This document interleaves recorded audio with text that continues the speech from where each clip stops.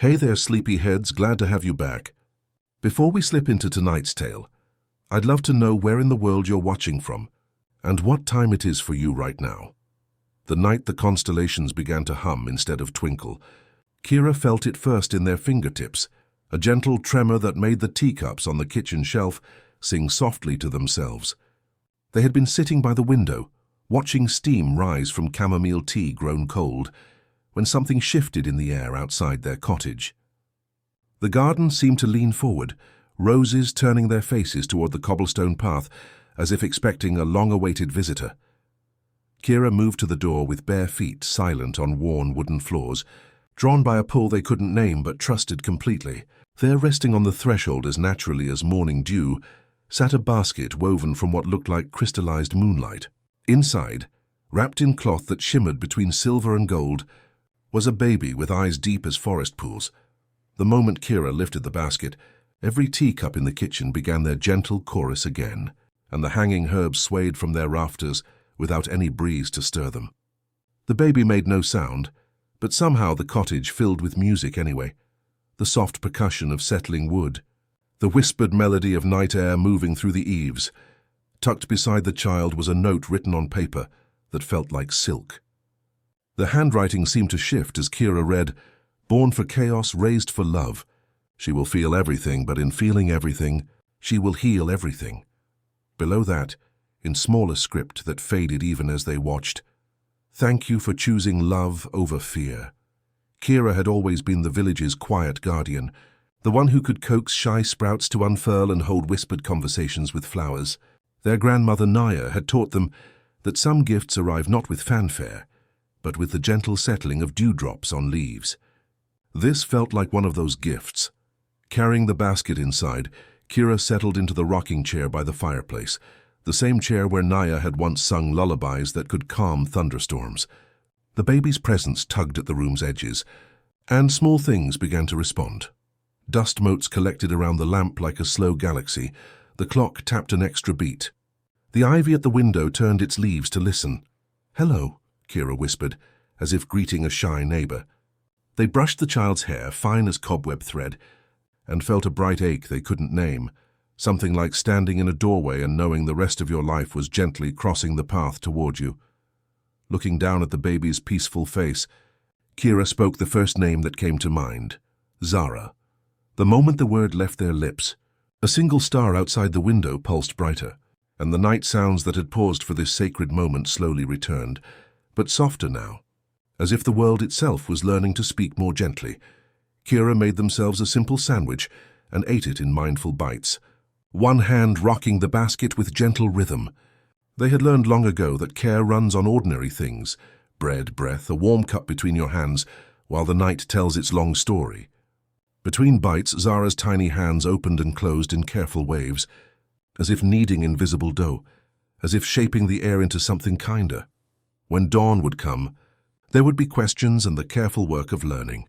But for now there was only this, the quiet beginning that felt both strange and perfectly right, the smallest chest rising and falling, and a promise forming like light behind a cloud. The first light of dawn found them still in the rocking chair, Kira's breathing deep, and even while Zara's tiny fingers moved in sleep like she was conducting invisible melodies. As morning unfolded its gentle wings across the cottage, Kira felt the familiar stirring of memory, not sharp or urgent, but soft as water finding its way downhill, carrying them back to another dawn in this same room.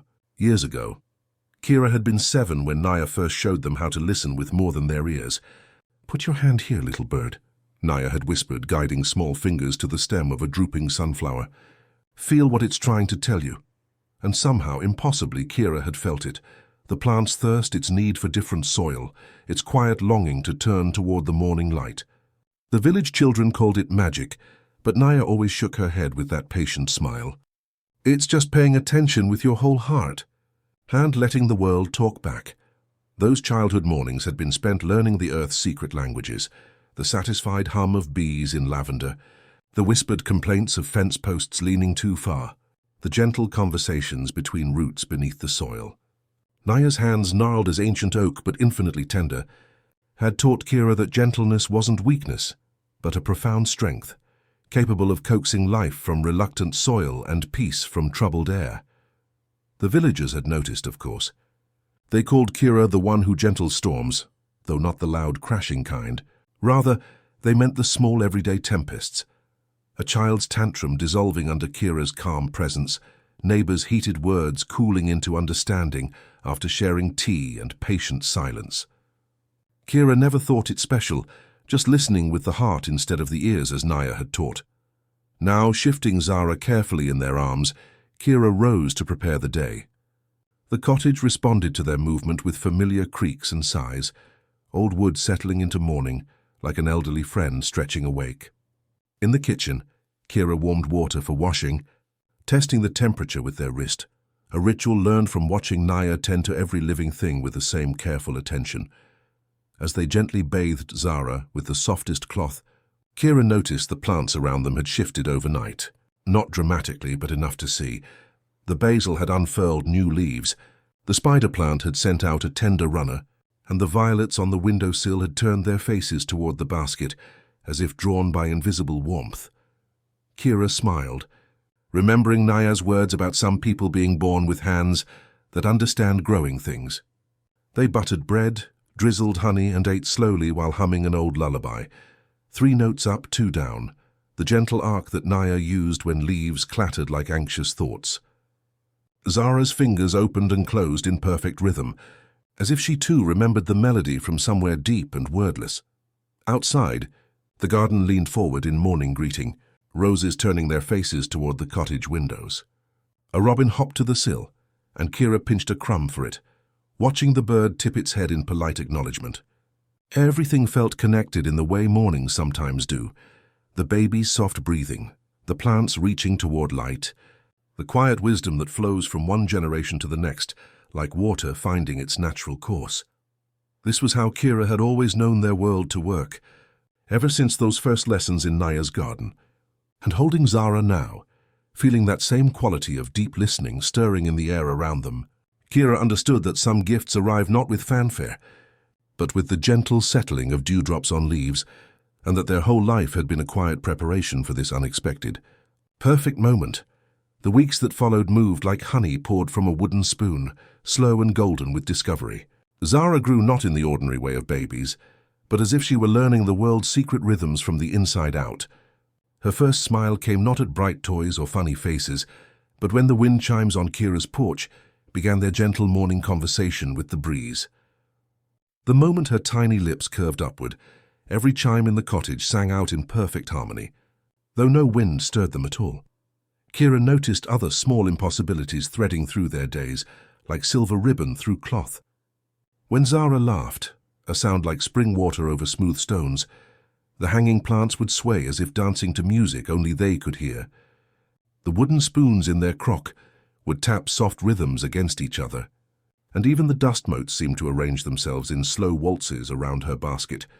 Her tears, rare but profound when they came, held a different kind of magic entirely. They weren't the sharp, demanding cries of ordinary infants, but silent wellings of emotion that made the air grow thick with gentle reverence. When one crystalline drop fell onto the windowsill where Kira kept their herbs, the basil would unfurl new leaves overnight, the mint would spread with quiet enthusiasm, and the violets would bloom in colors deeper than Kira had ever seen, purples that shifted to blue in different light, as if Zara's sorrow had taught them new ways to be beautiful. The village began to notice, as villages always do. Mrs. Chen, who delivered eggs twice a week, paused longer at the garden gate, watching how the roses seemed to lean toward the cottage windows. "That child has a way about her," she said one morning, her weathered hands gentle on the latch. "The flowers know something we don't." It was Thomas, the baker whose warm kitchen anchored the village square, who understood first. He arrived one afternoon with fresh bread and curious eyes, a man built for comfort with flour-dusted hands that knew the patience of transforming simple ingredients into nourishment. When he first saw Zara, barely 3 months old but watching him with those deep forest eyes, something shifted in his expression. "She's listening to something," he said quietly, settling into Kira's kitchen chair. As if summoned by his words, the teacups began their familiar, gentle tremor. Thomas didn't startle or question, just nodded as if this made perfect sense. My grandmother used to say some babies are born knowing songs the rest of us forgot. Kira found themselves explaining without meaning to, about the night of humming stars, about the note that spoke of chaos and love, about the way ordinary things responded to Zara's presence, like instruments waiting for their cue. Thomas listened with the same patience he brought to rising dough. Chaos, he mused, watching Zara's fingers move in their sleeping dance.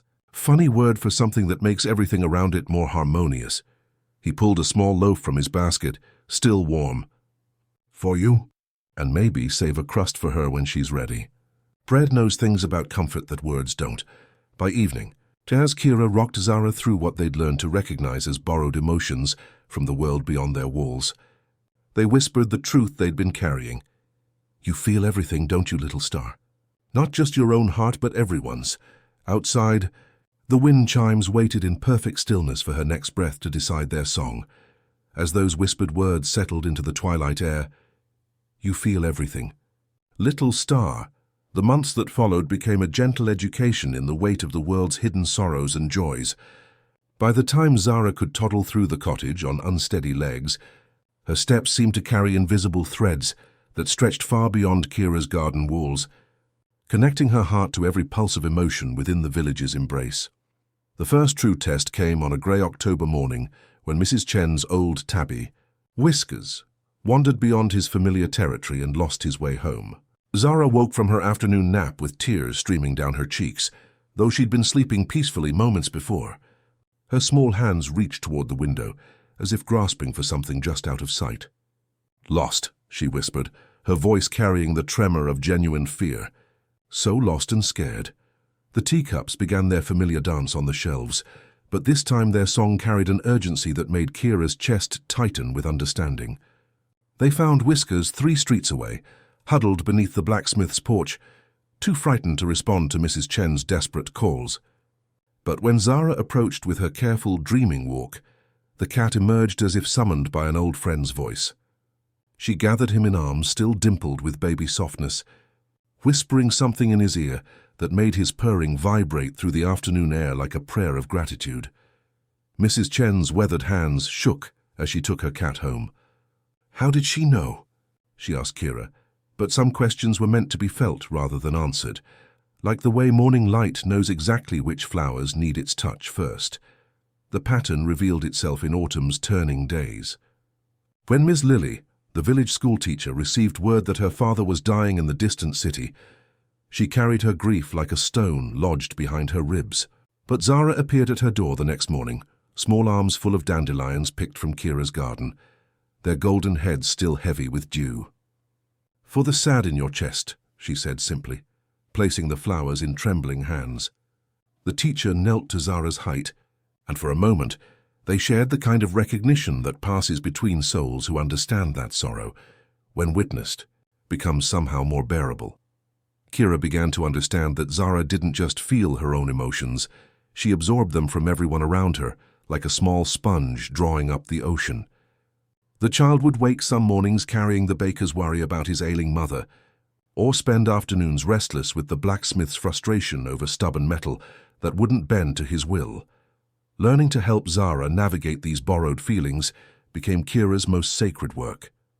They developed quiet rituals together, naming emotions like weather patterns, a drizzle of worry, a storm of excitement, a fog that called for extra blankets and warm milk with honey.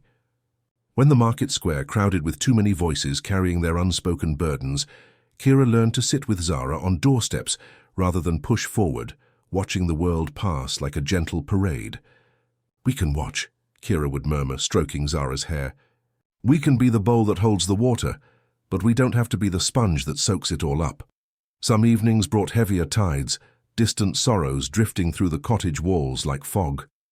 Zara would thrash in sleep, swimming through other people's uncried tears, and Kira would rise with honey-warm cups and the old 3-note lullaby until the room remembered how to be kind again. On those nights when distant sorrows had left their mark, morning would arrive like a gentle friend, tapping softly at the windows with fingers made of early light. Kira would move through the cottage with careful steps, each gesture a quiet promise that this new day could hold more peace than the one before. The kettle would whisper its readiness, And often, before the first cup was poured, came the sound they'd learned to treasure. 3 patient taps at the door. Tomas would appear in the doorway with a basket tucked against his chest, flour dusting his apron like powdered starlight. He never asked why Zara's eyes looked as if she'd been swimming in deep waters, or why the teacups still trembled faintly on their shelves. He would simply set his basket on the worn wooden table and unwrap a loaf still warm from his ovens, letting the fragrance of toasted grain find every corner of the cottage. For grounding, he'd murmur, pressing a thick slice into Kira's hands. The bread carried more than nourishment. It held the steady rhythm of kneading hands, the patience of rising dough, the simple truth that some things could be counted on to sustain and comfort. Bread is a way of telling the body the world is steady, Tomas would add, watching Zara's small fingers reach for her own piece. The first time Kira carried Zara to the bakery, during one of her overwhelming days, they were met by the scent of cinnamon drifting down the cobblestone street. The market square buzzed with its usual morning energy, voices blending into that low human murmur that sometimes pulled at Zara like an invisible tide. She pressed closer to Kira's shoulder, her small body bracing against the borrowed feelings that flowed from every passerby. But the moment they crossed the bakery's threshold, something shifted. Tomas's kitchen held a different kind of sound. The deep, gentle roar of ovens breathing their steady heat, the soft thump of dough meeting counter, the whispered rustle of flour falling like slow snow. Here the air moved to a rhythm that asked for nothing but simple attention. "It helps to have something to do with your hands," Tomas said, offering Zara a smooth wooden spoon, its surface worn soft by countless stirrings. He pressed his palm into a mound of dough and lifted it, showing the gentle stretch. "See? Everything has its own time to become what it's meant to be." Zara watched with eyes that seemed to drink in the calm. When Tomas needed, she matched her breathing unconsciously to his rhythm. Press, fold, turn, pause. The teacups on his windowsill hummed almost imperceptibly, as if appreciating this new meter. Kira noticed how the invisible threads that connected Zara to the world's emotions grew less tangled in the presence of work that asked only for patient attention. They began creating small rituals together, the kind that could be carried anywhere like treasures in a pocket. Warm milk sweetened with honey from Elena's bees, cooled by careful blowing. Butter spread on plain bread, eaten in thoughtful bites. Stories told in voices barely above a whisper, while the ovens exhaled their steady warmth. Tales of things that rose slowly, that couldn't be hurried, that needed time to remember who they were meant to become. When the afternoon brought too much borrowed worry, when Zara's face grew tight with feelings that belonged to others, Tomas would set a small bowl of flour before her. With gentle fingers, he showed her how to draw shapes, a spiral for breath, a small star for self, a circle around it for safety. "When it gets noisy in here," he said, tapping his chest with flour-dusted knuckles, "we make a picture of quiet out here." The spiral became their silent language. When the day pressed too hard, Kira would trace it on Zara's palm with a thumb, a little whirl of touch that meant, remember the dough, the breath, the turning that brings you back to yourself. Sometimes, as if answering across the village, the wind chimes at home would echo that turning with a single tender note. Little by little, the village learned this gentler rhythm too. Neighbors began to soften their voices near the bakery door. They paused before speaking, as though setting their feelings carefully on the counter to be examined in kinder light. The chaos that Zara had been born to carry was still there. The world's weather of sharp gusts and sudden downpours, bright clearings of unexpected joy that made her glow from within. But in the warm, flower-scented sanctuary of Tomas's kitchen, chaos found a meter to move to, a rhythm that transformed jangle into pulse, noise into the beginning of something that sounded almost like music. As autumn painted the village in shades of amber and rust, Zara's listening grew sharper, the way water finds its clearest voice after settling. She was 4 now, tall enough to reach the lower garden gate, but still small enough that Kira could lift her, when the world's emotions grew too heavy for such young shoulders. Each morning she would stand by the kitchen window with her palm pressed to the cool glass, testing the day's emotional weather like a sailor reading wind patterns in the clouds. "Mrs. Chen's hands will hurt today," she said one grey morning, her breath fogging the window as she spoke. There was no question in her voice, just the quiet certainty of someone who had learned to trust what her heart told her. Kira didn't doubt. They simply moved to the stove and warmed beeswax with olive oil and crushed rosemary, stirring until the cottage filled with comfort, made tangible.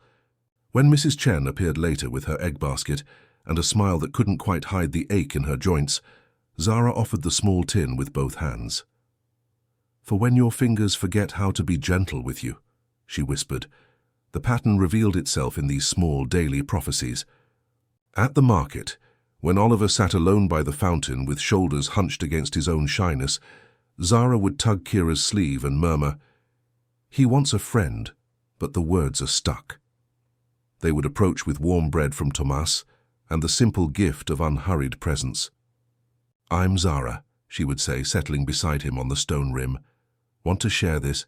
Bread tastes better when it's not lonely." Oliver's eyes would soften as he accepted the offered piece, steam rising between them like a bridge built of kindness. There was a dog, too, thin as shadow and twice as careful, who haunted the market's edges with eyes full of old hurt. Zara understood immediately that his hunger reached deeper than his empty belly. She would sit at a respectful distance, placing bread on the cobblestones without reaching or calling, just being present until his wariness softened into something closer to hope. "Hungry for kindness," she breathed to Kira, and in those 3 words lay the difference between feeding and healing.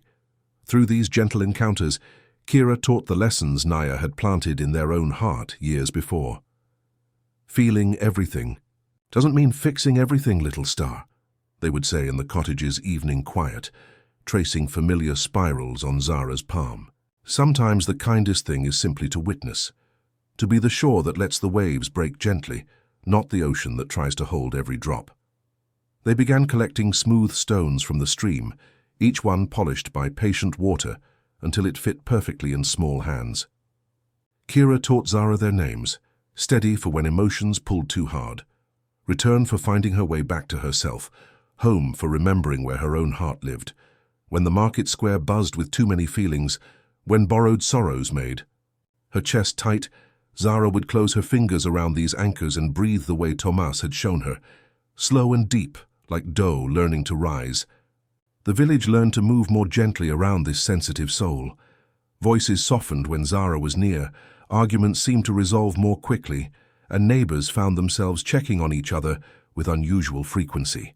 Even the market's usual bustle took on a more considerate rhythm, as if the whole community had learned to speak more kindly. Ms. Lily, watching from her classroom window as Zara helped a crying child find comfort, said it best. She doesn't just listen with her ears, she listens with her whole self. The other children know she truly sees them. And in the growing twilight, as Zara stood in the garden with her face turned toward the first stars, the village could feel it, a gentle pulse of peace radiating outward like ripples in still water, reminding everyone that they were witnessed, held, and never truly alone. That gentle pulse of peace radiating through the village seemed to call something toward them across the autumn evening, like a bell ringing in frequencies only certain hearts could hear.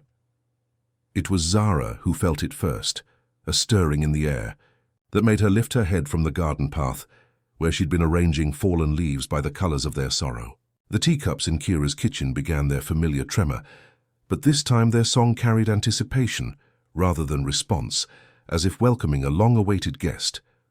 The wagon that rolled into the village square moved to its own rhythm, painted, in colors that shifted between green and brown, like forest shadows dancing. Its wheels turned with the patient creak of wood that had traveled countless roads, and hanging from its eaves were bells made from shells and smooth river stones that chimed with each gentle sway. The horse that pulled it walked with the unhurried gait of one who understood that some journeys were about the traveling, not the arriving. River climbed down from the driver's seat, with movements that flowed like water finding its course, their hair threaded with ribbons that caught the lamplight like captured starlight. Their clothes carried the scent of distant rain and cinnamon, bark, and when they looked across the gathering villagers, their eyes, flecked with gold like scattered seeds, found Zara immediately. "There's a listener here," River said, not as announcement but as recognition, the way one might greet an old friend in an unexpected place. They approached with the careful grace of someone who had learned to read the world's moods in the set. Of shoulders, the tilt of heads, the space between breaths. Kneeling to Zara's height, they studied her with eyes that held the depth of many horizons. "You hear the feelings that haven't found words yet, don't you?" Zara's nod came without hesitation, and River smiled with the satisfaction of a puzzle piece finding its proper place. "I thought so. The bells told me there was someone special in this village, someone born to carry what others cannot hold." That evening, as twilight settled like a soft blanket over the square, River shared stories that Zara had never heard, but somehow recognized. They spoke of a boy in the mountain villages, whose presence could gentle avalanches, not through force but through feeling the mountain's restless dreams and offering his own steady calm in return. A girl by the northern seas who helped lost.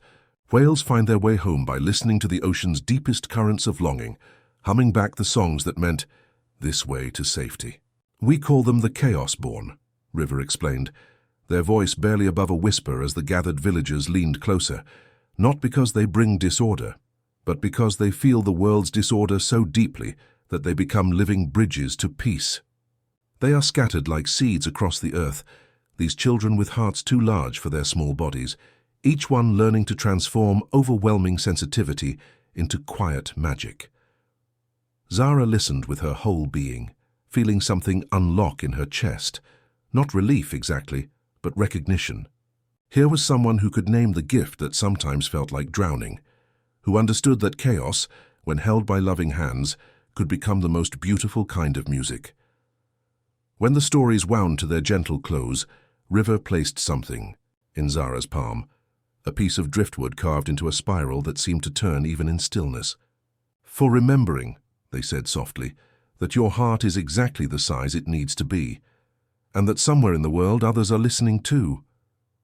The wagon stayed 3 days, each evening bringing new stories, new understanding. And when River finally departed with their cargo of tales and silver bells, Zara stood waving until the last chime faded, the spiral warm in her hand and a new knowledge bright in her heart. She was not alone. The knowledge that she was not alone settled into Zara's heart, like seeds finding fertile ground. And when spring arrived with its gentle insistence that all things must grow, she felt ready for the quiet adventure of learning alongside other children. The village school sat at the end of a tree-lined path, its windows bright with morning light, and the soft murmur of young voices discovering the world through books and numbers and the patient guidance of Ms. Lily. On her first morning, Zara walked beside Kira with the unhurried pace they'd learned served them both best.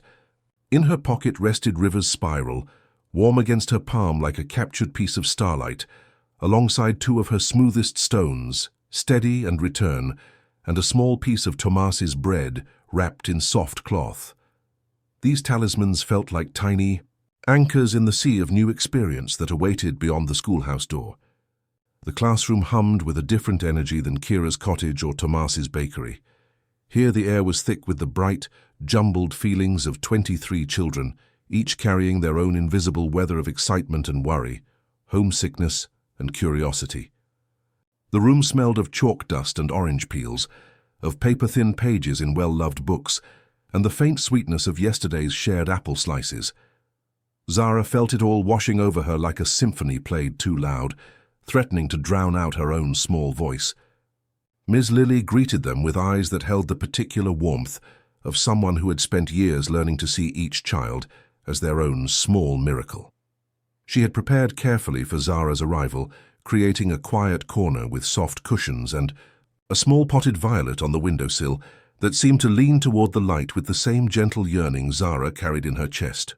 A basket held smooth stones, and a simple curtain could be drawn when the room's feelings grew too loud, not to hide Zara from the world, but to turn down its volume until her heart remembered its own rhythm. The morning began gently enough. Zara settled into her seat with careful attention, her fingers finding the spiral in her pocket, while Ms. Lily introduced letters that looked like tiny drawings of sounds. But as the classroom filled with the energy of learning and playing, Zara felt the familiar tug of borrowed emotions beginning to pool in her chest. When Emma burst into tears over a broken crayon, Zara felt the sharp sting of frustration, as if it were her own. When young Thomas struggled with numbers that seemed to dance away from his understanding, his confusion settled behind her ribs like a stone. Miss Lily noticed, of course.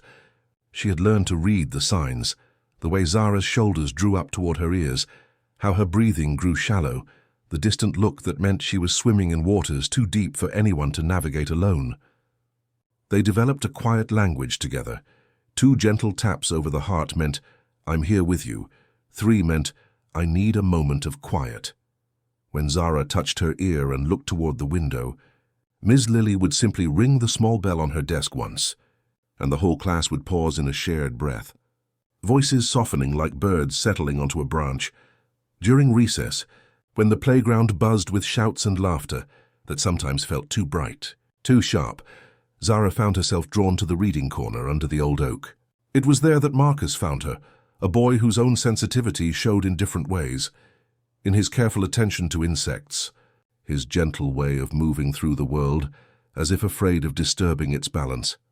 "You get tired from all the noise too," he said, not as question but as recognition, settling beside her on the weathered bench with the easy acceptance of someone who understood without needing explanation. Together they discovered the art of parallel solitude, being quiet in the same space, sharing the comfort of understanding without the need for constant words. When other children scraped knees or felt the sting of harsh words, they learned to seek out Zara's corner, knowing she would sit with them until the hurt transformed into something more bearable. One afternoon, when Thomas fell and skinned his knee, the shock of his pain rippled through the classroom long before the first tear fell. Zara knelt beside him, her own breath hitching in sympathy, and whispered, "Breathe with me. We don't have to be brave all at once." She pressed a smooth stone into his palm, one labeled steady in her careful script, and his crying shifted, not smaller but softer, held by someone who truly understood. The other children began to lean into this new rhythm without knowing they were doing it. They learned to borrow Zara's anchors, fingertips on a stone before speaking, a single spiral traced on the table when thoughts tangled. The classroom became a place where overwhelming feelings could be acknowledged rather than hidden, where sensitivity was seen not as weakness, but as a different kind of strength. By day's end, Zara was tired but not overwhelmed. She had learned that school, like the village market, had its own rhythms and safe harbors. Walking home with Kira, she touched the spiral at her throat and felt its gentle warmth, a reminder that even in new places filled with borrowed emotions and the bright chaos of learning, she could carry within herself the wisdom River had shared, that her heart was exactly the size it needed to be, and that somewhere in the world, others were listening too. The evening opened in front of them like a book already ready to be read, and in her pocket, the stones clinked together with the soft sound of promises kept, of days weathered with grace, of a small soul learning to navigate the world without losing herself in its vast, beautiful noise. The evening opened in front of them like a book already ready to be read, but as they walked the familiar cobblestone path toward home, Zara felt something shift in the village's gentle rhythm. It came first as a stuttering in her chest, a missed beat that had nothing to do with her own heart. The sound that had always marked their evening walks, the steady tick-tock-tick drifting from Henrik's clockmaker shop, had grown irregular, faltering like an old song forgetting its melody. Through the lamplight window, they could see Henrik hunched over his workbench, but his usually steady hands trembled against the delicate gears, and the air around him felt thick with something Zara recognized immediately. She stopped on the cobblestones, her hand moving instinctively to where River's spiral rested warm against her throat. "Something's wrong with Mr. Henrik," she whispered, her voice carrying that weight of certainty that had become as natural to her as breathing. The clockmaker's shop had always been the village's quiet heartbeat, filled with the scent of brass polish and lemon oil, where dozens of timepieces marked not just hours, but the patient pulse of a community that moved to its own gentle meter. But tonight, when Kira's gentle knock brought Henrik to the door, his face was pale as winter moonlight, his eyes holding that distant look of someone listening to sounds only he could hear. "Just tired," he said, but his voice carried the fragile quality of glass about to crack. Behind him, the clocks on their shelves swung their pendulums like separate rivers with no tide to bind them, some slow with fatigue, some quick with fretful energy, all of them somehow lonely without their usual chorus. Dr. Sarah confirmed what Zara's heart had already whispered. Henrik's time was drawing to its natural close, measured not in the precise ticks of his beloved clocks, but in the slower rhythm of a life well lived, reaching its gentle conclusion. The village rallied as villages do, bringing soup and offers of help. But Henrik's cottage felt heavy with the particular loneliness that comes when someone prepares to travel a road no one else can walk. It was Zara who understood what he truly needed. The next afternoon, she appeared at his door with no soup or flowers, just herself and the quiet gift of presence that had become her signature offering to a world too often hungry for simple witness. She settled into the chair beside his bed without asking permission, breathing in rhythm with the irregular tick of the clock that had been his life's work. "You don't have to say anything," she whispered, her voice barely audible above the cottage's creaking. "I'll just sit here and listen to whatever you're feeling." And somehow, impossibly, Henrik felt the weight in his chest begin to shift, not disappear, but transform from sharp fear into something softer, like sorrow held by loving hands. When fear whispered its harsh predictions about being forgotten, about dying alone, Zara would simply trace spirals on his palm until his breathing found its steadier rhythm. She pressed one of her stones into his hand, not steady or return, but one she'd never named before, smooth as river water and warm as held breath. "For remembering you're not traveling by yourself," she said, "even when it feels like you are." Henrik's passing came on a night when the stars seemed to lean closer to the earth. He died peacefully, his hand still warm around Zara's stone, his final breath settling into the cottage's silence like a prayer of gratitude. And though the village mourned, there was something different about their grief, softer somehow, less sharp with panic, as if Henrik's peaceful departure had taught them that endings, when met with love instead of fear, could be their own kind of grace. The village had witnessed something profound, that Zara's chaos-born heart didn't fix what life insisted upon, but it turned fear into a room where peace could sit down and stay a while. The village had witnessed something profound in Henrik's peaceful departure, and in the quiet days that followed, a new understanding settled over the cobblestone streets like morning dew, finding its natural place. The clockmaker's cottage stood silent now, his timepieces finally synchronized in their stillness, but the lesson of his gentle leaving had planted seeds in hearts that had never before considered that overwhelming feelings could be transformed through simple presence. Kira felt this shift most keenly in the way neighbors began to approach them, not with the careful politeness they'd always shown to the cottage where strange things happened, but with the tentative hope of people who had glimpsed something they desperately needed. Mrs. Chen knocked one evening with tears still bright in her eyes, carrying the weight of her sister's illness in distant lands. "Could Zara just sit with me?" she asked, her weathered hands twisting the hem of her apron. "Not to fix anything, just to understand." This became the pattern of their autumn evenings, and with it came the need for what Kira quietly began to call the language of comfort. They developed small gestures and signals that could help Zara navigate the deep waters of others' emotions without drowning in them. When Zara's breathing grew shallow with borrowed anxiety, Kira would trace 3 gentle circles on her back, a reminder to return to her own rhythm. 2 fingers pressed lightly to the sternum meant, "I'm here with you." A gentle tap to the space above the navel meant, "I need quiet." A slow spiral traced on the wrist meant, "Come back to yourself."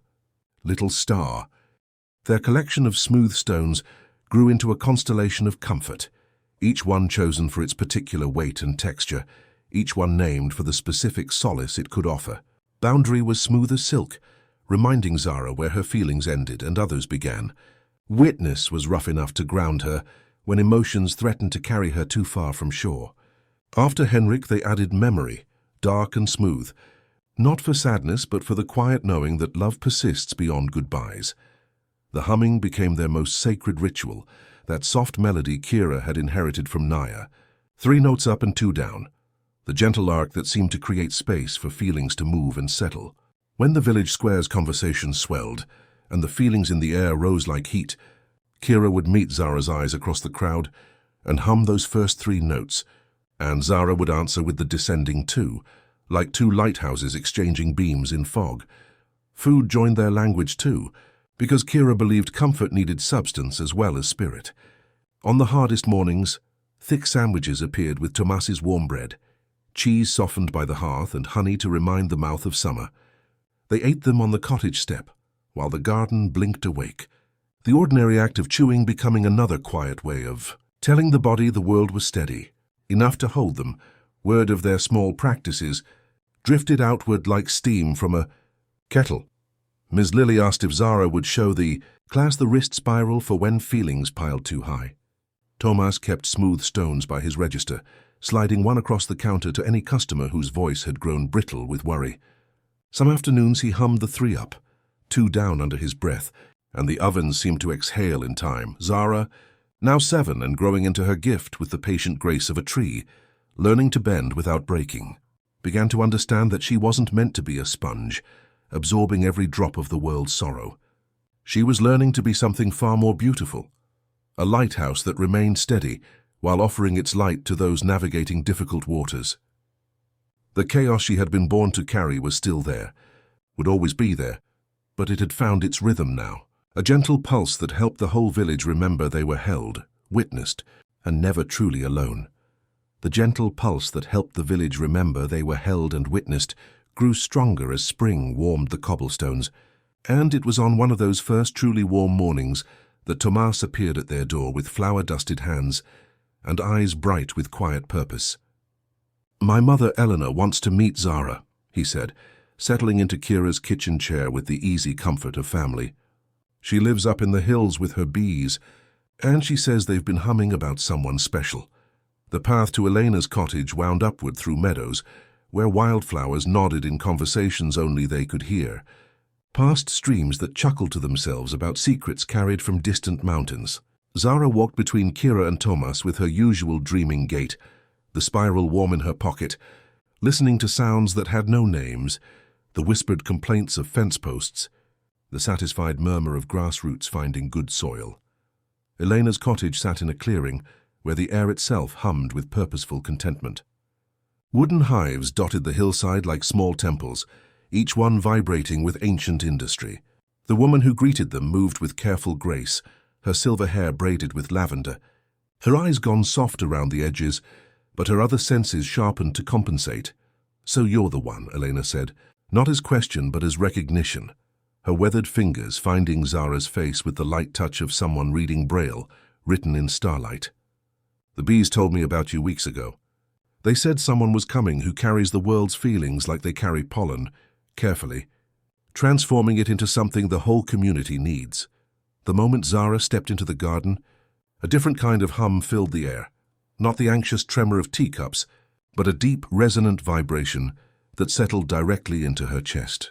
Hundreds of bees moved with purpose that felt ancient and profound, a collective consciousness Zara recognized as both powerful and utterly peaceful. Elena led them to a wooden bench where afternoon sun fell in gentle bars. "Bees know about overwhelming," she said, her voice carrying the cadence of someone who spoke in rhythm with the natural world. "A single bee feels the needs of 40,000 sisters, knows when the queen is troubled, when flowers call from miles away. But they've learned to share the load, to pass feelings through the hive until no one bee carries more than they can bear." She guided Zara to place her ear against a hive's warm wooden wall. "Listen under the sound for the sound," Elena whispered. The hum deepened, filling Zara with connection she hadn't known was possible, not jumbled emotions, but focused purpose, the collective dedication to creation, honest work of life itself. Elena broke honeycomb with gentle fingers, offering the golden sweetness. "When it gets too much, you don't hold it all alone. Feel it, yes, but let it move through you like honey through comb, transformed by your caring, not trapped in your heart." They learned the bees' version of breathing, in for 4 counts with the workers' industry, out for 6 with the guards' protection. As evening painted the meadow gold, Zara felt something new, not absence of overwhelming emotion, but presence of framework strong enough to hold it all without breaking. Walking home through twilight meadows, Elena's honey warm in her pocket, and the hive's rhythm humming in her chest, Zara understood she had found another piece of River's puzzle. She was meant to be a conduit, a living bridge helping feelings move from sharp isolation into shared understanding, from chaos into music, that reminded everyone they belonged to something larger than their individual sorrows. The hive's rhythm stayed with Zara through the turning days, a steady pulse beneath her ribs that helped her recognize when the village's emotional weather shifted. It was late summer when she felt it first, a new kind of sorrow drifting through the cobblestone streets like fog, heavy with the particular weight of grief still unpacking itself, still finding where it belonged. The moving wagon that appeared on that grey morning carried more than furniture and belongings. The Winter family emerged with careful steps, their faces holding the exhausted pallor of people who had travelled through loss as much as distance. Mr. and Mrs. Winter moved like dancers, learning new choreography, each gesture measured against an absence that followed them like a shadow. But it was their daughter Sam who made Zara's chest tighten with recognition. 15 and tall in the way of someone who had grown quickly, Sam carried herself with the guarded precision of a person walking on ice. Her dark hair fell across eyes that held depth Zara knew immediately, the look of someone drowning in feelings too large for any single heart to hold. The house they chose sat by the stream, the blue one with the porch that sighed when crossed. Zara felt the family's grief settle into its rooms like dust finding corners, particularly the brother-shaped absence that clung to Sam like morning mist. She didn't approach that first day, just stood among Kira's daisies and let the feeling pool inside her like rain gathering in a bowl, breathing the way Elena had taught her, in with purpose, out with protection. It was at the stream where they truly met, both drawn by water's patient murmur that seemed to understand something about sorrow that words couldn't touch. Sam sat on the moss-covered bank with her knees drawn up, staring at the current as if it held answers to questions she couldn't voice. Zara settled nearby without asking permission, matching her breathing to Sam's rhythm. "You feel everything too," Sam said finally, her voice threadbare but whole. It wasn't a question but recognition, the way lighthouse keepers might acknowledge each other across dark water. Zara nodded, taking out one of her smooth stones, Harbor, the one she'd been saving without knowing why. "The bees taught me that feelings are meant to move through us like honey through comb," she said softly, placing the stone between their shadows. "Not to get stuck, but to transform into something the whole hive can use." Sam's fingers closed around the stone, and something in her shoulders eased, the way a vine relaxes when you remove the too tight tie. They discovered the comfort of parallel solitude, sitting quietly while the stream carried its ancient conversation, sharing the peace that comes from being understood without explanation. On a Saturday morning braided with cloud and light, they followed the water beyond the blue house and found a small clearing behind Kira's cottage. Just a patch of earth with stubborn weeds and broken fence, but the space seemed to listen when they stood there. "This could be somewhere to put things down," Sam murmured, looking at the ground like a cartographer reading possibilities. Zara felt River's bell chime echo in the thought. "We could plant the feelings that don't fit inside us," she said, surprised by how right it felt. "Let them grow into something else." For the first time, Sam's voice held a note that wasn't only sorrow, it was also hunger for a gentler way to carry what could not be left behind. The stream kept speaking in its steady language, and the clearing leaned closer. As if it had been waiting for someone to ask, the clearing leaned closer, as if it had been waiting for someone to ask. And in the quiet weeks that followed, Sam and Zara learned the ancient art of transforming overwhelming feelings into growing things. They began with their hands because beginnings feel truest when they move through touch. Sam rolled away broken fence slats while Zara loosened packed earth with Naya's old trowel, its wooden handle polished smooth by years of tender work. Kira arrived without being asked, carrying honeyed water and the understanding that some places listen better when greeted with kindness. The ground seemed to sigh as the sweet water soaked in, not loud enough to startle, just enough to whisper, "I can hold what you bring." Sam brought her brother's absence first, the David-shaped hole that followed her everywhere like a faithful shadow. She knelt in the clearing's center, pressing forget-me-nots into soil dampened by her tears. "For remembering without drowning," she whispered, her voice barely audible above the stream's patient murmur. Zara sat beside her, breathing in Eleanor's rhythm, letting Sam's grief move through the space between them like honey through comb. They developed their own language for planting feelings. Worry went shallow, because worries like to skitter along surfaces. Grief needed deeper beds where roots could tangle safely. Anger asked for trellises, so it could climb toward light instead of curling inward with thorns. They drew tiny spirals in the dirt with River's driftwood, then tucked in slips of paper bearing single words folded small as moth wings, missing. Confused, what if Tomas brought poppy seeds for patience, sprinkling a constellation of tiny dots along the border. They take their time, he said with flower-dusted wisdom. Good for teaching us that. Elena arrived at dusk with thyme for courage, lemon balm for quiet nights, and soft moss she called remembrance. Moss doesn't ask light for permission, she said, settling it near the stream-fed corner. It just becomes softness wherever sorrow settles. The garden began answering in the language it knew best. Worry unfurled into small blue flowers that closed at night like eyes finally resting. Grief spread low and green, softening the path's hard edges. When morning dew collected on it, the garden looked like it had been crying in a way that made no one afraid. Other children found their way as if called by invisible bells. Oliver planted the word alone and watched shy daisies lean toward each other in companionship. Emma buried embarrassed and returned to find bell-shaped blooms that rang softly in the wind. Thomas stood at the gate for a long time, then stepped in and placed down not a word, but his stubborn silence, where sweet pea vines climbed and looped themselves into something like an embrace. They made courtesies, not rules. Whisper when you can. Ask the ground before giving it something heavy. Breathe with the bees if they visit. Leave when you feel steadier, not emptier. On the gate, Kira tied a ribbon the color of sky after rain. The secret garden became their sanctuary, a place where chaos-born hearts learned they weren't broken, but beautifully different, where the weight of feeling everything transformed into the gift of helping everyone remember they belonged to something larger than their individual sorrows. And in the evening light, as they gathered fallen petals and poured out honey water in thanks, the stream kept speaking its ancient comfort, ready for whatever came next. The stream kept speaking its ancient comfort, ready for whatever came next. And what came next arrived on an autumn morning when the garden's worry flowers had learned to bloom in shades that matched the changing leaves. The familiar sound of wagon bells drifted through the village like a half-remembered lullaby, and Zara felt her heart lift with recognition before her eyes confirmed what the air had already whispered. River had returned.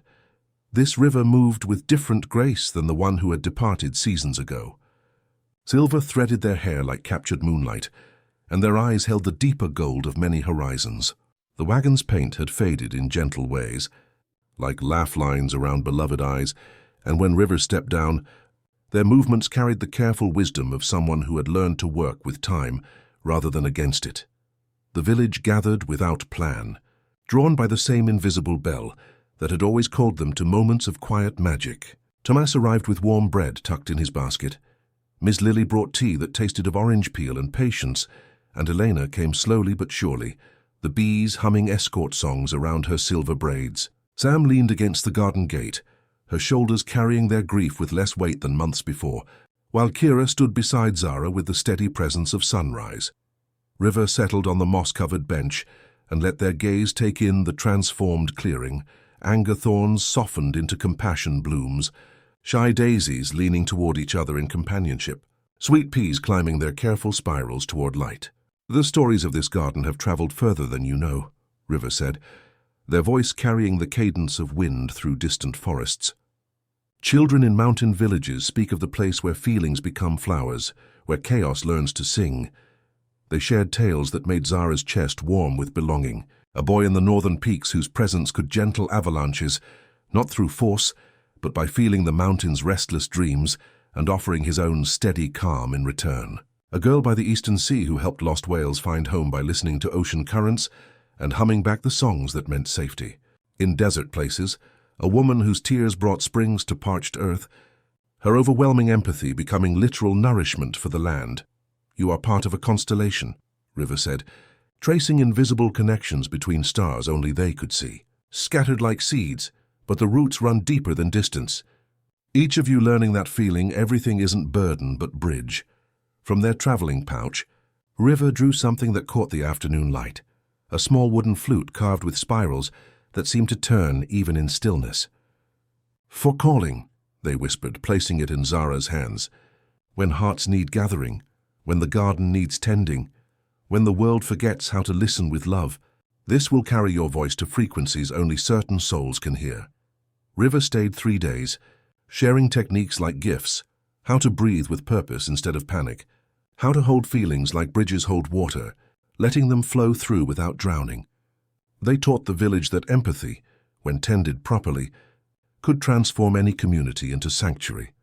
When the wagon rolled away at dawn, bells chiming their gentle farewell, Zara lifted the flute to her lips in the secret garden. The notes that emerged weren't melody but invitation, a sound that traveled on currents only sensitive hearts could follow, calling to every child who had ever felt too much, promising them a place where their overwhelming gifts could bloom into exactly what the world needed most. The flute's invitation traveled on currents only sensitive hearts could follow, and in the gentle weeks that unfolded after River's departure, Zara discovered that the wooden instrument had planted something deeper than melody in the village air. Children found themselves drawn to the secret garden at dusk, not by the notes themselves, but by the feeling that someone, somewhere, was calling their name in a language older than words. When Zara lifted the flute, one long tone to gather, 2 soft ones to soothe, neighbors came like moths to lamplight, not to be dazzled, but to remember their own quiet glow. Kira watched all of this with eyes that had begun to move more slowly through their daily rituals, silver threading their hair like captured starlight, each strand a story of years spent tending both garden and heart.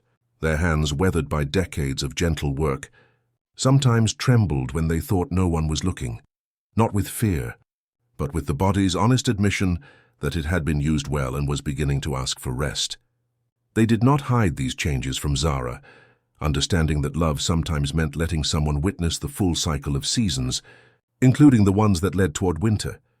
"Your heart has windows and doors," Kira said one afternoon, settling onto the garden bench while bees drowsed inside thyme blossoms. Their breathing came with effort that hadn't been there before, but their voice carried the same warmth that had welcomed a mysterious baby on a night when stars forgot how to twinkle. Windows to let the world in when it needs witnessing, doors to close when you need rest. You decide. Open, close, window, door. They showed Zara with breath, the familiar rhythm that had become their shared language. Inhale for opening, exhale for closing, the same 3-note pattern Naya had hummed long ago. Zara practiced until she could do it mid-conversation, opening her heart's window when Oliver's voice quivered with worry, closing the door just enough when the market's chatter threatened to become a tide that could sweep her away. The stones helped anchor these lessons in something tangible. Boundary lived in Zara's pocket almost daily now, its silk-smooth surface reminding her where she ended and others began. When the village gathered in response to the flute's call, witness waited warm in her palm, rough enough to keep her present, smooth enough to let feelings pass through like water finding its natural course. "You are learning to be a lighthouse," Kira explained during one of their slower walks to Elena's hives, their arm tucked gently into Zara's for support. "A lighthouse doesn't rescue ships. It stands steady and bright, offering guidance to those navigating dark waters. You are not responsible for every vessel that passes in the night, but you can be glad to shine when the weather turns rough." The metaphor took root in Zara's understanding, like seeds finding fertile ground. When Mrs. Chen arrived carrying the weight of her sister's distant illness, Zara learned to sit with the sorrow without absorbing it completely. She became the shore that let waves break gently, rather than the sponge that tried to soak up the entire ocean. "I can feel how worried you are," she would say, her voice steady as lighthouse beam, "and I'm here with you in it. But I don't have to carry it home with me." Elena's bees continued their patient teaching about sharing the load, about letting feelings move through the hive until no single heart carried more than it could bear. Even the queen, Elena reminded them, her weathered hand resting on warm wood, is not alone in her work.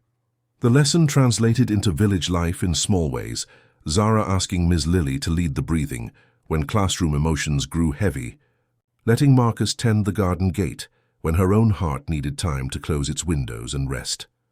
Some evenings brought the deeper teachings, the ones that couldn't be learned through stones or breathing alone. When Thomas arrived with fresh grief over his grandfather's failing health, Zara felt the familiar pull to absorb his pain completely.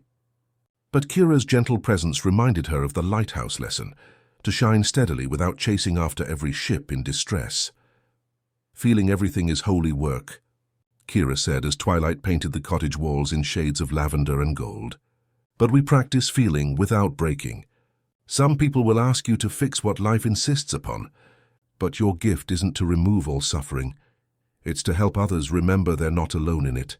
The flute's voice grew stronger in Zara's hands, its notes carrying not just invitation but comfort, calling scattered hearts back to the understanding that they belong to something larger than their individual sorrows. And in the quiet moments between songs, as Kira's breathing settled into the rhythm of deeper rest, Zara felt herself growing into the person she had always been meant to become, not someone who carried the world's chaos, but someone who helped it remember how to sing. The flute's voice grew stronger in Zara's hands, its notes carrying comfort across the village square. But it was the silence that followed, which would teach her the deepest lessons about holding space for what cannot be fixed. The test came on a night when autumn had left the earth dry as old paper, when the wind carried smoke instead of starlight and familiar bells rang, not in gentle welcome, but in urgent warning that turned peaceful sleep into wide-eyed terror. The fire began in the grain warehouse where the harvest waited for winter's need. But wind and drought-brittle wood conspired to spread flames like spilled water, seeking every crack and crevice. By the time Zara woke to orange light, painting her bedroom walls and voices calling through the night, 3 cottages had already surrendered to hunger that moved with terrifying purpose through the village's heart. Standing in her nightgown on cobblestones, still warm from escaped heat, Zara felt the collective terror strike her like a physical blow, the sharp panic of families watching their histories turn to ash, the hollow shock of suddenly having nowhere safe to call home. For a moment, the familiar pull threatened to drag her under completely, to make her a sponge absorbing every drop of the village's overwhelming fear. But then Kira's lessons bloomed in her chest like remembered light. Window or door, lighthouse or ship, she had learned to choose. Closing her eyes for one steadying breath, Zara found the rhythm Elena's bees had taught her, letting feelings move through her like honey through comb, rather than pooling until they drowned her own small voice.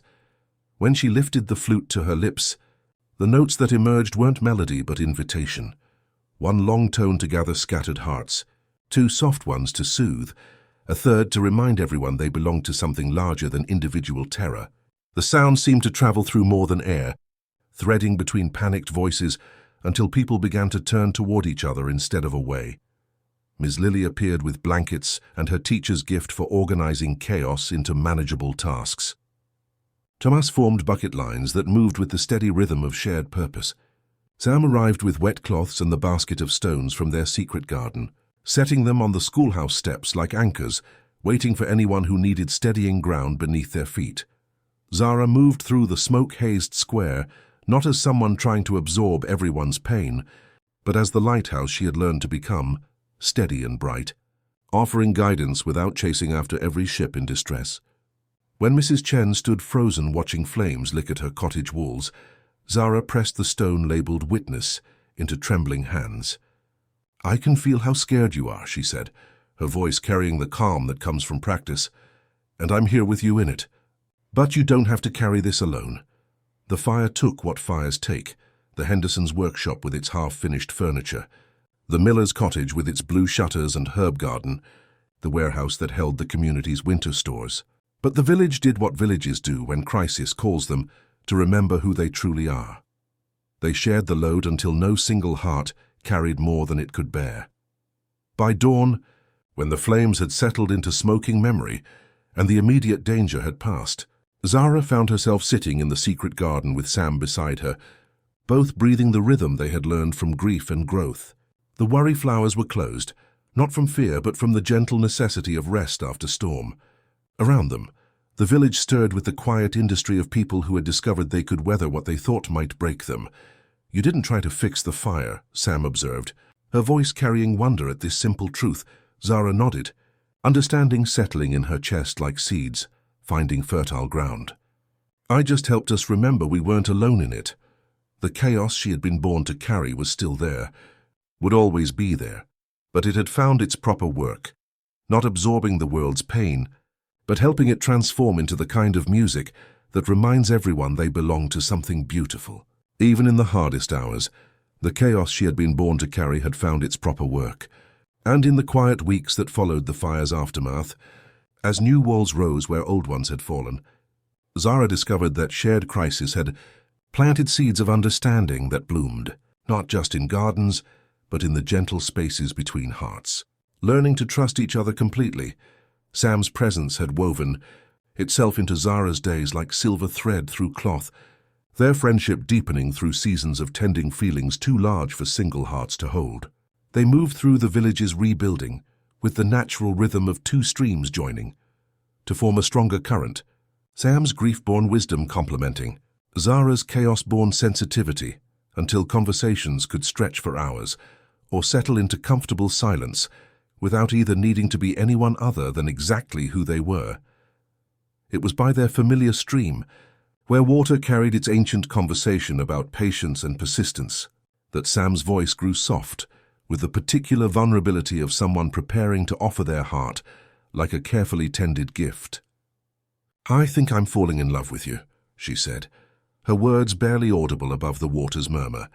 Not the dramatic kind that songs make noise about, but the quiet kind that feels like coming home to yourself. Zara felt recognition bloom in her chest, like worry flowers opening to morning light. This love had been growing in the spaces between their shared silences, in the way their breathing naturally synchronized when they sat together in the secret garden, in the gentle understanding that passed between them without need for explanation. "Like two rivers joining," she whispered back, her fingers finding Sam's in the space between them.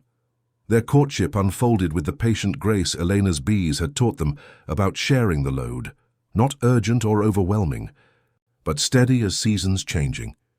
They learned to love each other's sensitivity without trying to fix or change it, understanding that hearts wired for deep feeling needed extra tenderness, extra communication, and the wisdom to sometimes simply hold space for each other's emotional weather.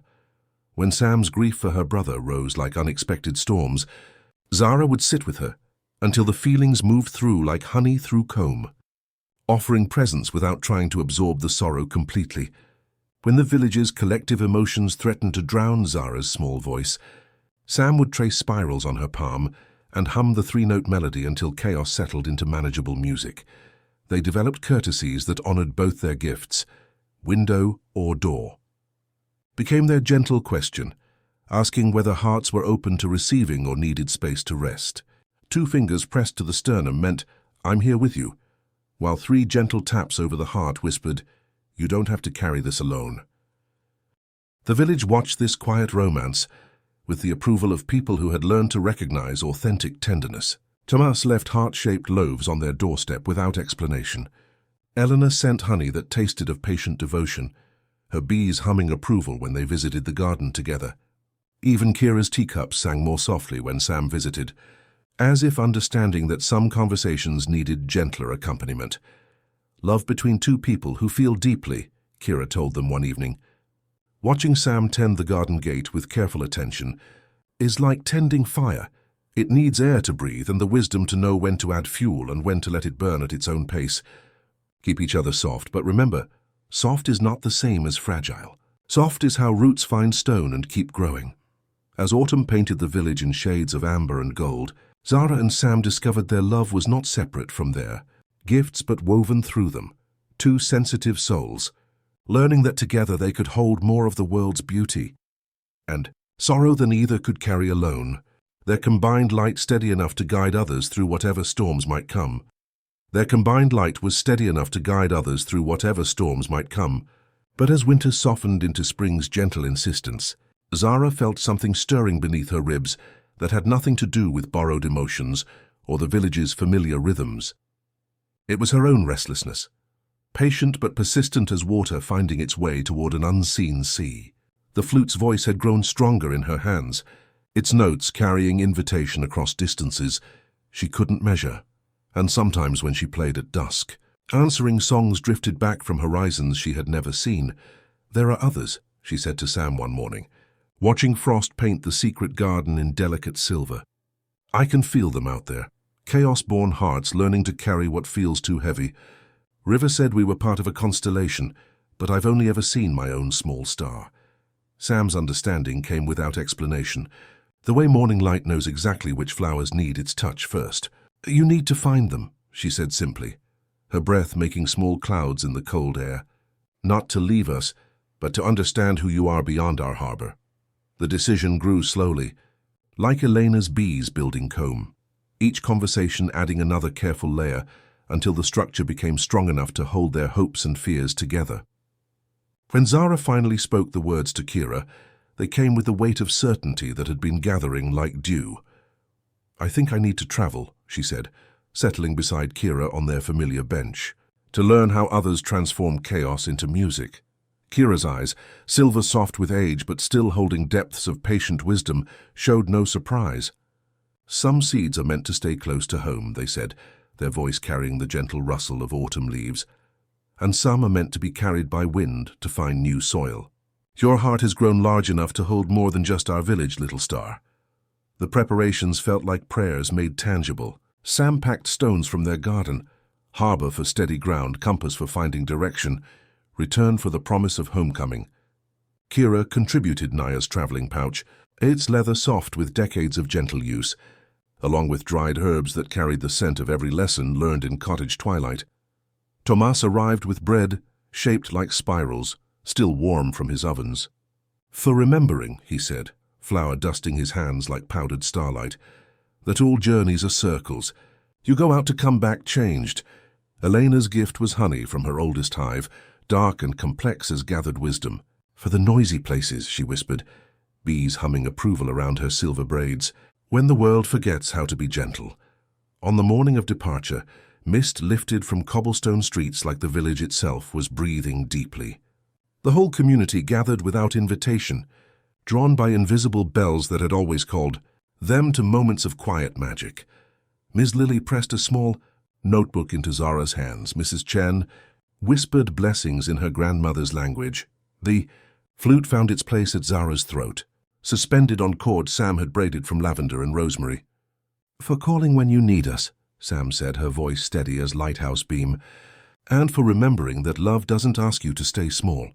As Zara shouldered her pack, feeling the familiar weight of stones and herbs and portable love, she looked back once at the secret garden where worry flowers had learned to bloom in shades of peace.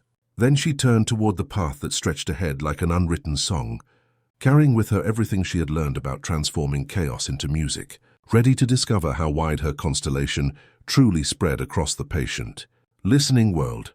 The path stretched ahead like an unwritten song, carrying Zara through landscapes that shifted like pages in River's traveling tales, mountain passes where wind sang ancient lullabies, rolling plains where the sky held both sun and sorrow in its vast embrace. Each new terrain offered its own emotional weather, and she learned to read it with the gentle attention she had always given to her garden, breathing with Elena's rhythm when marketplace crowds threatened to overwhelm, touching boundary in her pocket when borrowed feelings pressed too close. 3 days of walking brought her to the coastal city where salt air carried voices in languages she didn't recognize, where the harbor breathed in tides that reminded her of home's patient stream. Among the bustle, she felt it, a different kind of listening, patient as tide pools waiting for the sea to return. Following that feeling through narrow streets, scented with fish and distant storms, she found herself outside a building where brass letters read, "Dr. Amara Okafor, Research in Emotional Sensitivity." The woman who greeted her moved with careful grace, understanding that overwhelming input required gentle navigation. Dr. Amara's office held lavender-scented air and soft lighting that didn't assault eyes accustomed to village twilight. When Zara explained her journey, the chaos-born nature, the constellation River had promised, Dr. Amara's smile carried recognition. "You're describing heightened empathic sensitivity," she said, settling into a chair designed for conversations that needed time to unfold. "Your nervous system processes emotional information more intensely, not broken or too much, just calibrated to frequencies most people can't perceive, like having perfect pitch for emotions." She filled a wide glass bowl with water, setting it between them.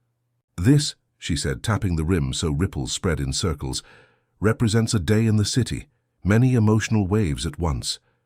She dropped in a smooth stone. The ripple broke and reformed. "Your attention is the stone. When placed intentionally, the water organizes around it. Zara watched, the metaphor fitting her understanding like bread and honey. "So I don't feel too much," she murmured, "but sometimes forget where to place my attention." "Exactly," Dr. Amara said with gentle satisfaction. "Your brain has neural pathways that fire more readily, connect more deeply. You're literally experiencing others' emotions through heightened mirror neuron activity. You can be permeable without being porous, like a membrane that allows exchange while maintaining structure." They practiced techniques that complemented everything Kira and Elena had taught her. How to anchor attention with 3 gentle touches: palm to sternum, soles to floor, tongue to roof of mouth. How to distinguish borrowed weather by asking softly, "Whose feeling is this?" How to create internal boundaries that were soft enough for connection, but firm enough to prevent drowning. In the evenings, Zara walked the seawall and tested these lessons. When a child's tantrum flared on the promenade, she placed her attention stone with care, let the wave pass without splintering, then sat beside the overwhelmed mother. "You're doing the hard thing," she whispered, and watched shoulders lower as if a taut string had been loosened. On her final morning, Dr. Amara pressed Elena's honey into her hands alongside a small notebook. "Your gift isn't chaos needing management," she said with warmth that felt like lighthouse beam. "It's a profound capacity for connection that the world desperately needs. You're part of an ancient network, hearts wired for deep feeling, each learning to transform overwhelming sensitivity into healing." Walking away with salt lingering in her hair and new understanding bright in her chest, Zara felt the constellation River had promised beginning to reveal itself. She carried with her not just techniques and knowledge, but the deep knowing that her chaos-born nature was exactly what it had always been. Not burden, but bridge. Not too much, but just enough to help the world remember how to sing. The knowledge that her chaos-born nature was exactly what it had always been, not burden, but bridge, traveled with Zara like a warm stone in her pocket as the coastal city faded behind her and new landscapes opened like pages in an unwritten book.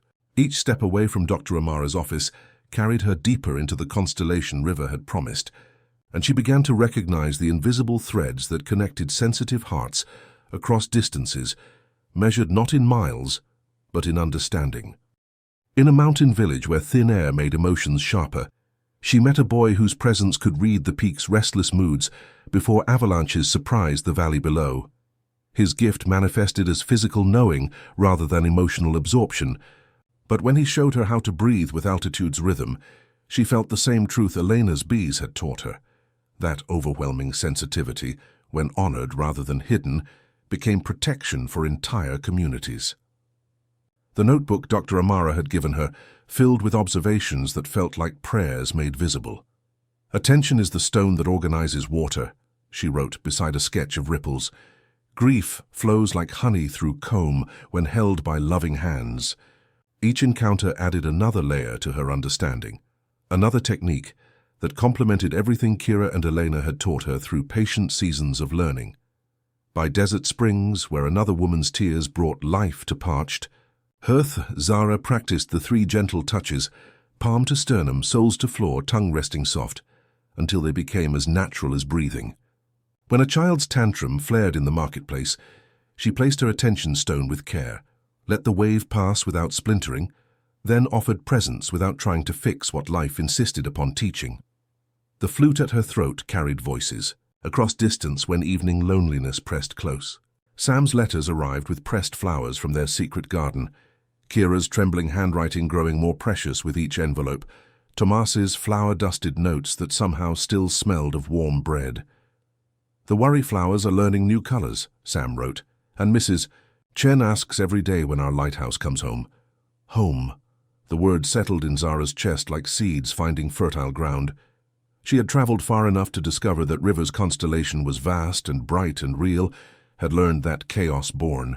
Hearts were placed exactly where they were needed, each learning to be lighthouse for others navigating dark waters.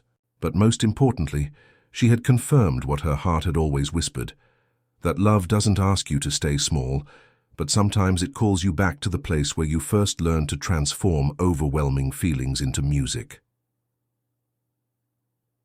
Standing.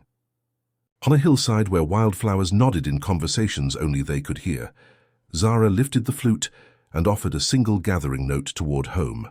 The sound drifted like soft thread through afternoon light, carrying with it everything she had learned about being permeable without becoming porous, about holding space without drowning in it, about the beautiful, necessary work of feeling, deeply in a world that desperately needed more gentle hearts.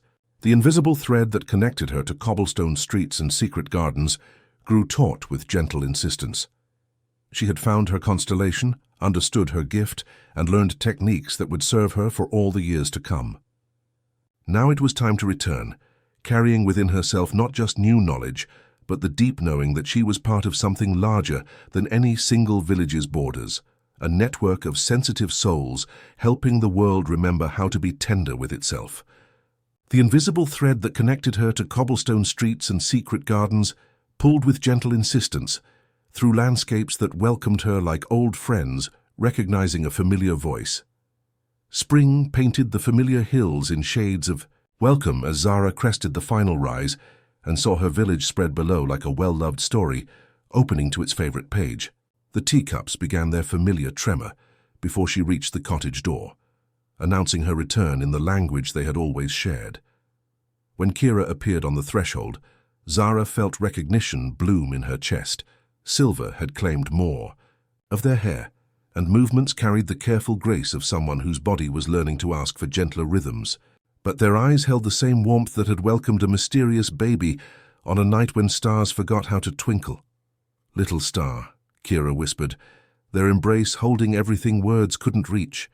Seasons of letters exchanged like prayers, the ache of loving someone across distance, the deep satisfaction of watching a planted seed become exactly what it was meant to become.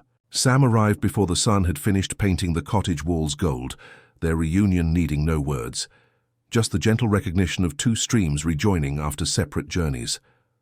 "The garden missed you," Sam said, fingers finding Zara's in the space between them. But it kept growing. The secret garden had indeed transformed. Where Zara had placed her final spiral before departing, something entirely new had sprouted. A plant with leaves that shifted color with the light, flowers that opened only at twilight. "We call it the listening plant," Sam explained. "It responds to feelings, changes color when someone's hurting, leans toward voices that need witnessing." Years unfolded with the patient grace Elena's bees had taught them about sharing the load. Zara became the village's informal counselor, the person others sought not for quick fixes, but for the quiet wisdom of someone who understood that healing began with being witnessed. She taught Dr. Amara's techniques in Tomas's warm kitchen, how to be permeable without becoming porous, how to place attention like stones organizing water's ripples. The marriage came naturally, held in their secret garden on an evening when twilight painted everything in shades of contentment. No grand declarations, just promises whispered in the language they had built through seasons of tending feelings too large for single hearts to hold. "Fuente or door?" Sam asked, taking Zara's hands. "Both when needed," Zara answered. They exchanged rings braided from rosemary and lavender, while Eleanor's bees hummed the 3-up, 2-down melody, and the listening plant's flowers opened like small stars welcoming night. Tomas brought heart-shaped loaves, Eleanor offered honey from her oldest hive, and Miss Lily read poems about roots that find stone and keep growing. Kira watched from the moss-covered bench, eyes bright with pride, and the quiet knowing that comes from witnessing love transformed chaos into music. In the gentle years that followed, the village became known as a sanctuary for sensitive souls. Children learned to trace spirals when thoughts tangled, neighbors shared smooth stones during difficult conversations, and the secret garden bloomed, with flowers that had learned to transform worry into patience, grief into remembrance, anger into the kind of strength that climbs toward light. Zara had found her constellation, understood her gift, and returned home carrying within herself not just new knowledge, but the deep knowing that she was part of something larger, a network of chaos-born hearts, helping the world remember how to be tender with itself. And in the evening light, as she played gentle notes on River's flute, the listening plant swayed in rhythm, its colors shifting like aurora across leaves that had learned to hold the village's feelings with the same gentle care that had always lived in Zara's extraordinary heart. The listening plant swayed in rhythm, its colors shifting like aurora across leaves that had learned to hold the village's feelings.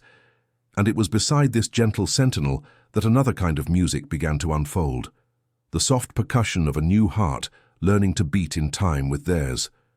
River arrived on a morning when spring rain had left everything gleaming like polished silver. A boy of 6, whose eyes held the particular depth of someone navigating worlds others couldn't perceive. The social worker's voice moved gently through the cottage as she explained his story.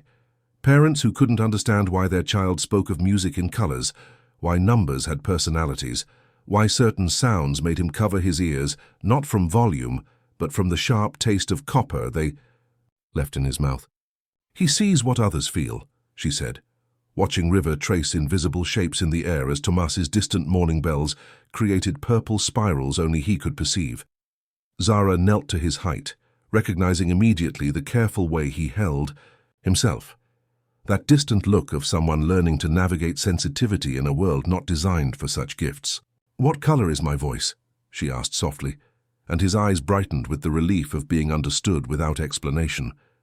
"Green like moss," he whispered, "with silver edges, like stream water." Sam's voice made him smile for the first time that day. "Warm orange," he said, "like honey in sunlight." They knew then, with the certainty that comes from hearts already prepared by love, that their family was meant to grow in this particular direction. The adoption unfolded with patient grace, each day teaching them River's unique language.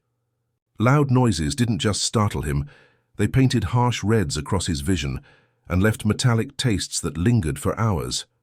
Certain fabrics felt like tiny thorns against his skin, while others wrapped him in colors that sang peaceful lullabies. They learned to speak in softer tones, to choose clothes that felt like gentle clouds, to fill their home with music that painted comforting landscapes in his mind. Kira, now moving with the careful deliberation of someone whose body asked for. Gentler rhythms found new purpose in teaching River the old songs. "Music has always been color," they said, settling beside him on the moss-covered bench. "You just see what the rest of us feel." Together they hummed melodies that painted the cottage in shades of contentment, River's synesthetic perception adding layers of beauty to familiar tunes. The village embraced this new kind of sensitivity, with wisdom gained through years of learning that different didn't mean difficult. Elena's bees seemed particularly drawn to River, their humming creating geometric patterns he could trace in the air with wonder. Miss Lily created quiet corners where he could retreat when visual input became overwhelming, while Tomas brought him smooth stones that felt like quiet chords in his palm. In the secret garden, River discovered that his visual perception of emotions could help others understand their own feelings. "Your sadness looks like blue rain," he would tell Sam when grief for her brother surfaced. "But there are silver threads running through it that look like love remembering." Their home became a sanctuary where all kinds of sensitivity were celebrated, where parenting revealed itself as another form of gardening, cultivating what was unique and precious, providing shelter and nourishment, trusting that each soul's innate wisdom would guide its own beautiful unfolding. In the evenings, as River painted the three up, two-down melody in watercolors that captured exactly what the notes looked like in his mind, Zara understood that love multiplied rather than divided, creating space for every kind of heart that needed holding. Love multiplied rather than divided, creating space for every kind of heart that needed holding. And as seasons painted the village in their gentle cycles, this truth bloomed most profoundly in the quiet years that followed River's arrival. Kira's days had taken on the rhythm of afternoon light, extending itself across familiar floors. Slow, generous, unafraid of edges or the natural progression toward evening's rest. The cottage became a place where 3 generations of sensitivity learned from each other in the language they had always shared. Kira moved through the garden with River's small hand tucked into theirs, showing him how to listen for the subtle thirst of time, how to touch soil and feel whether it preferred water or whispered stories. River would blink, seeing colors rise from the beds, courage green in the rosemary, tender yellow in chamomile, while Kira nodded as if painting invisible feelings had always been a child's most natural work. Sometimes Kira forgot names or lost the thread of a task, and the teacups, reading the room like old friends, would hum patient reassurance. No one hurried Kira's sentences. They arrived like migrating birds, some late, some early, all recognizable in their returning. On the moss-covered bench, Kira offered the last lessons that were really first lessons, said again, "Your heart has windows and doors. Choose your openings. Remember that tools remember too." They held Naya's trowel in their lap, turning it over as if reading prayers from wood worn smooth by years of tending. Evenings gathered them in gentle constellation. Thomas brought soup that tasted like shelter. Eleanor arrived with honey from old hives, and Miss Lily read aloud in voices that made paragraphs feel like blankets. Sam set extra cushions behind Kira's back, and when grief for her brother surfaced, she leaned into the quiet space Kira always left open for tenderness. River sat cross-legged on the rug, painting Kira's voice in soft greens with silver edges, saying simply, "It looks like rest." The goodbye arrived the way they had always hoped, without fuss like evening deciding to be night. Autumn stood calmly in the doorway, as Kira asked for the chair by the window, where moonlight liked to cup their face. Sam placed the listening plant within reach, its leaves already shifting to the gentle blues that meant peaceful transition. River pressed his cheek to Kira's knee, whispering, "Your breath is turning blue like lake water holding sky." Zara took Kira's hands, feeling the faint tremor that had been there for months like a shy sparrow. "Windows and doors," she said softly. Kira smiled with the gentle humor of a teacher, meeting her favorite lesson in the wild. "Door, little star," they whispered. "Not closing you out, closing me in to rest." The room leaned toward stillness. The teacups offered a single, almost inaudible note of approval, while wind chimes chose silence, so the moment could be heard. Kira's last breath slipped into the cottage as lullabies do, familiar, unafraid, a thread pulled gently through fabric, leaving no tear. Zara felt the ache arrive, and right beside it, the gratitude that had been growing for years like moss over stone. They had learned from Henrik's passing how grief could coexist with profound thankfulness. In the secret garden, they planted remembrance, thyme and sweet alyssum and worry flowers that opened at dusk. River painted thin ribbons of pale blue along the garden stones. "So breath remembers," he said. When night leaned close, Zara lifted the flute and released a single tone that meant both love and letting go. Watching the listening plant tilt its leaves toward the sound, watching stars hold still just long enough for Kira's wisdom to settle into every corner that needed it most. The stars held still just long enough for Kira's wisdom to settle into every corner that needed it most.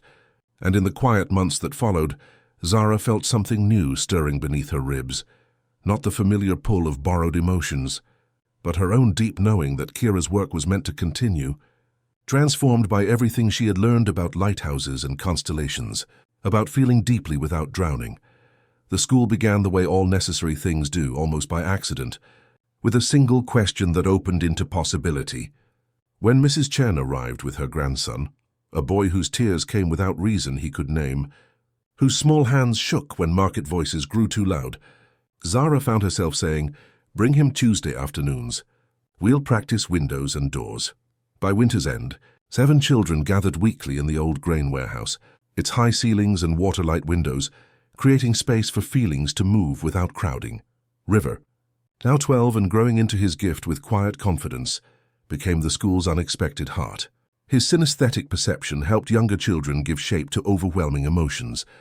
"Your worry looks like yellow ribbons today, but see how they're getting softer," he would say, painting their feelings in watercolors that made invisible weather visible. When new students arrived carrying the particular exhaustion of children who felt everything, River would simply announce the colors he saw around them, giving everyone permission to acknowledge what had been swimming beneath careful politeness. Sam designed the curriculum like tending garden, each lesson planted with care, given time to root before the next was introduced. They practiced the 3 gentle touches when emotions threatened to overwhelm, learned to choose stones from the wooden bowl that waited by the door, traced spirals on palms when thoughts tangled into knots. The listening plant grew cuttings for every corner, its color-shifting leaves serving as gentle barometers for the room's emotional weather. Elena visited weekly, moving slowly but surely with bees still humming escort songs around her silver braids. No single bee carries all the hive's worry. she would remind them, weathered hands gentle on young shoulders. We feel together. We work together. We rest together. Tomas brought warm bread and the patient rhythm of kneading that reminded hands they were made for creating comfort, not just receiving overwhelming input. Word traveled like steam rising from morning tea. Parents arrived from neighboring valleys carrying children who needed different approaches to learning and growing. A letter from Dr. Amara brought weighted beads for anchoring attention, and news that similar schools were sprouting in coastal cities, mountain villages, desert towns, each one adapted to its place, but sharing the same understanding that sensitivity was gift, not burden. The village adjusted to its new role with the grace of water finding its natural course. Market conversations paused for shared spirals traced in flour on Tomas's counter. The blacksmith kept smooth stones by his ledger. Craftsmen hummed the three-up, two down under their breath when days grew sharp. Visitors came seeking other things and left with lighter steps, unable to name exactly how the air had become so gentle. In evening light, as Zara walked paths Kira's feet had worn smooth with decades of patient tending, she lifted the flute and offered notes that carried both invitation and blessing. The village had become what Kira had always been, a place where feelings could settle into being held, where chaos-born hearts learned they weren't broken, but beautifully different, where the Constellation River had promised was finally, fully revealed in the gentle pulse of peace, radiating outward like ripples in still water. The Constellation River had promised was finally, fully revealed in the gentle pulse of peace, radiating outward like ripples in still water. And as decades unfolded with the patient grace of seasons learning their own rhythm, Zara found herself sitting in the same rocking chair where Kira had once held a mysterious baby, wrapped in starlight cloth. Her hair had taken on silver threads like captured moonlight, and her movements held the careful wisdom of someone whose body had been used well for the work of holding space. The school had grown beyond the old grain warehouse, becoming a network of sanctuaries stretching across distant villages where chaos-born hearts learned to transform overwhelming feelings into music the world desperately needed. River, now grown with paint-stained fingers and eyes that still saw emotions in color, had become the bridge between generations.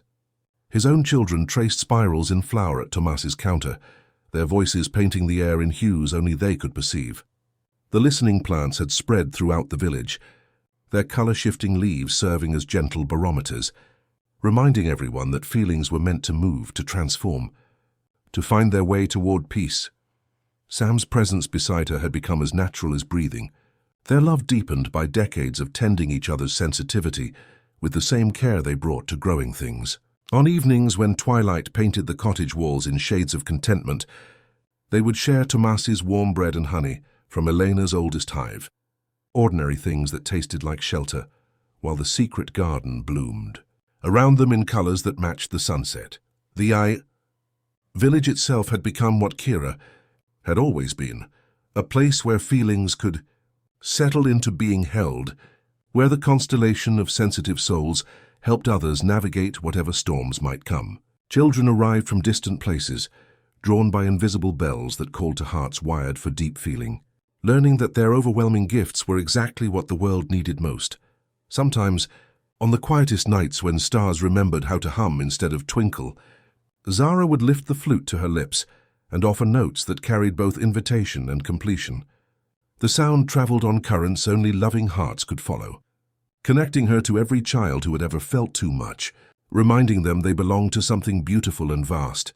The teacups still trembled gently on their shelves, responding to the same mysterious frequencies that had announced her arrival so many years ago. But their song had changed, becoming less urgent, more like contentment made audible. The sound of work well done, of gifts received and shared, until the whole world grew a little gentler. On a night when autumn stood calmly in the doorway and moonlight cupped her face with familiar tenderness, Zara understood with quiet certainty what being born for chaos had always meant. Not destruction or being too much, but having a heart big enough to hold the world's pain and joy and confusion, transforming it through love and patience into something beautiful, something that sang. She closed her eyes and felt it all. The hum of distant bees, the gentle tremor of teacups blessing the night, the soft pulse of a village sleeping peacefully around her, held safe by the gentle chaos of an empathetic heart that had learned to love and somewhere, in the space between starlight and dreams, the humming continues. A soft reminder that the most beautiful kind of chaos is the one that learns to love. Thanks for spending this time with us. Sleep well. Everything's going to be okay.